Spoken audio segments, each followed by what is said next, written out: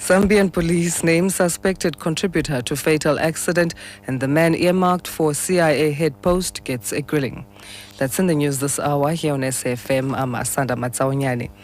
Zambian police have named a 74-year-old South African farm manager suspected of causing an accident in which over 50 people were killed as Abraham van Diem.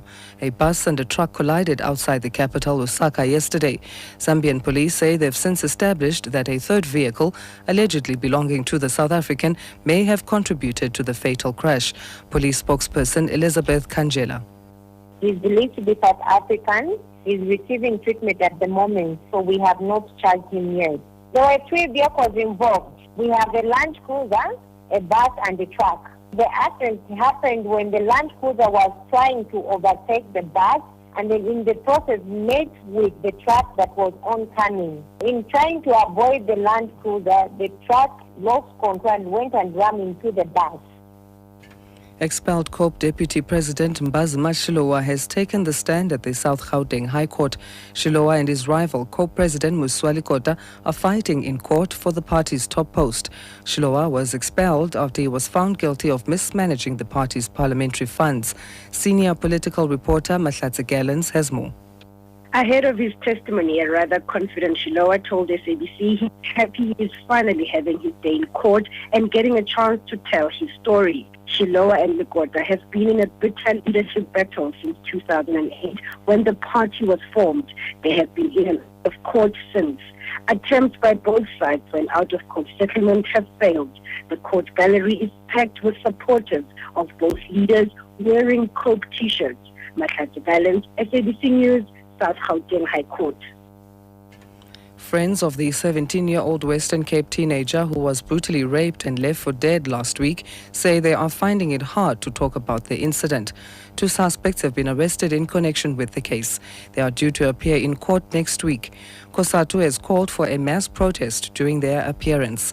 Anine Boysen was attacked while walking home in Bredasdorp in the Overberg region last weekend. Sisanda Nkwala reports. Mina Sarles' nephew was due to appear in court today. She was crying uncontrollably, saying she's devastated that someone she raised could be accused of such an atrocity, while a relative of the other accused says a crime of this nature deserves only the harshest punishment. Her funeral is due to take place tomorrow. National Freedom Party councillor in the eThekwini municipality, Mzonjani Zulu, has been charged with murder at the Durban Regional Court.